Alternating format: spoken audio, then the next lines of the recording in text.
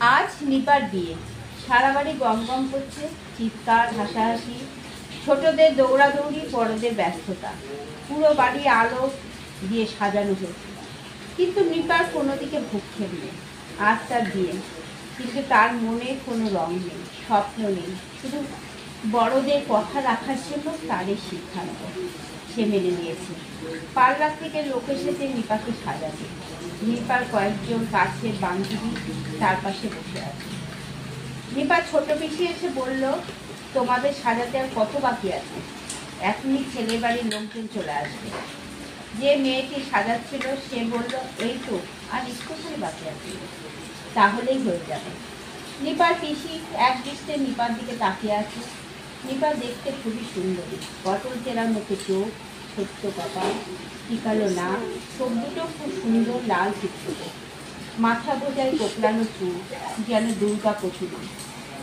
আজ যেন তার দিক থেকে চোখ ফেরানো যাচ্ছে না। নিপার বান্ধবী রূপা বলে উঠল, দেখো পিসিমণি, নিপাকে কি সুন্দর লাগছে, যেন মনে হচ্ছে স্বর্গের কোনো দেবী মর্তে নেমে এসেছে।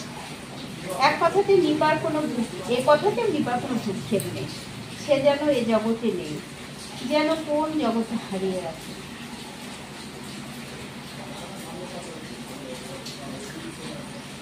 পার্লারে মেয়েটি বলল, আমার কাজ শেষ, দেখুন কেমন হয়েছে।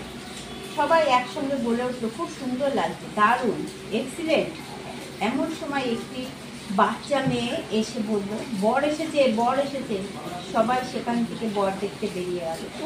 নিপার বান্ধবী রূপা বলল, কি রে নিপা, তুই দেখবি নাকি একবার? নিপা কিছু উত্তর দিল না। বিয়ে ঠিক হবার আগে নিপা ছেলেটিকে দেখেনি, আর ছেলেটিও নিপাকে দেখেনি। নিপা ওর বাবাকে বলেছিল, তোমরা দেখে শুনে যার সঙ্গে আমার বিয়ে দেবে আমি তাকে বিয়ে করব। বিয়ের আগে আমি কারোর সামনে সংসেজে বসতে পারবো না। ওর বাবা মা ছেলের একটি ছবি এনেছিল, কিন্তু নিপা সেটিও দেখেনি। নিপা এসব কথা ভাবছে, এমন সময় ওর বান্ধবীরা এসে বলল, নিপা, তোর বর খুব সুন্দর হয়েছে, কি সুন্দর হাসি খুশি। শুনে নিপা কিছু উত্তর দিল না।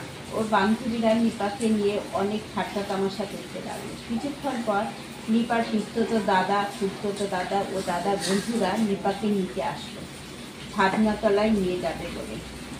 নিপার দাদারা নিপাকে টিভিতে বসিয়ে পান পাতা দিয়ে মুখ থেকে ছাদনাতলায় নিয়ে আসলো। বিয়ে শুরু হয়ে গেল।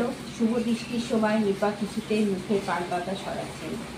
তখন ছেলে, বৌদি, নিপার বৌদিরা, বান্ধবীরা সবাই বলতে লাগলো, নিপা টাকা টাকা। নিপার পর এক দৃষ্টি নিপার দিকে তাকিয়ে আছে।